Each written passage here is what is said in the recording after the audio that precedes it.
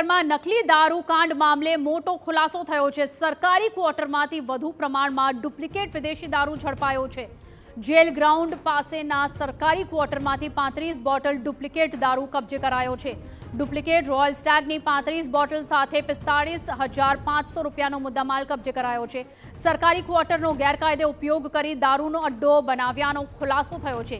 TV9ની ટીમે સરકારી ક્વાર્ટરની સ્થળ પર જઈને તપાસ કરી છે અને ડુપ્લિકેટ દારૂ મામલે નીલમબાગ પોલીસે 2 આરોપીઓની ધરપકડ પણ કરી છે। સંજય ચાવડા અને ગૌતમ સોલંકીની પોલીસે ધરપકડ કરી છે।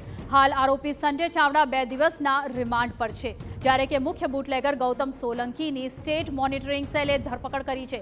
ગૌતમ સોલંકીના ઘરે ડુપ્લિકેટ દારૂ બનતો હોવાનો પોલીસે ખુલાસો કર્યો છે। આ સાથે જ ગૌતમ સોલંકીના ઘરેથી સંજય ચાવડાને અપાયો હતો ડુપ્લિકેટ દારૂ। સંજય સરકારી ક્વાર્ટરમાં દારૂ છુપાવ્યાનો પણ આરોપ અહીં ઉઠી રહ્યો છે।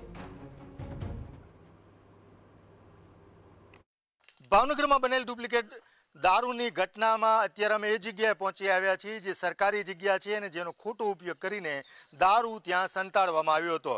આ છે સરકારી ક્વાર્ટર છે, જેની અંદર સંજય નામનો જે બુટલેગર છે તેણે ગૌતમ સોલંકી, જેણે ડુપ્લિકેટ રોયલ સ્ટેગ દારૂ બનાવ્યો હતો, તેની પાસેથી 35 બોટલો દારૂ લીધો હતો અને અહીંયા રાખવામાં આવ્યો હતો। જો કે એ ડિવિઝનની કુશળતાને લઈને એના અધિકારી કર્મચારીઓએ અહીં રેડ કરી હતી અને 35 બોટલ 45,500નો મુદ્દામાલ સાથે સંજયને અને ગૌતમ સોલંકીને પકડી પાડ્યા હતા। જો કે ગૌતમ સોલંકી છે તે અત્યારે SMCની અટકમાં છે અને જ્યાં સંજય છે તે અત્યારે એ ડિવિઝન પોલીસમાં છે અને તેના ઉપર કાર્યવાહી કરવામાં આવી છે। આ સમગ્ર ઘટનાની અંદર સૌથી મોટી વિશેષતાની વાત એ કહેવાય કે સારું થયું આ 35 બોટલ જે ડુપ્લિકેટ દારૂ હતી, જે નશાનું ઝેર હતું, મોતને આમંત્રણ આપવાનું પ્રવાહી હતું, તે પકડાઈ ગયું, ઝડપાઈ ગયું। નહીંતર આ 35 બોટલ કેટલા લોકોની મોત લેત તે કહેવું મુશ્કેલ છે। પરંતુ હાલ અમે એ જગ્યા એટલા માટે બતાવી રહ્યા છીએ, એ સ્થળ પર એટલા માટે ઊભા છીએ કે આ સરકારી જગ્યા છે અને તેનો મિસયુઝ કરીને અહીંયા દારૂનો વેપલો ચાલતો હતો। કેમેરા પર્સન રાજેશ રાઠોડ સાથે અજીત ગઢવી, TV9 ભાવનગર।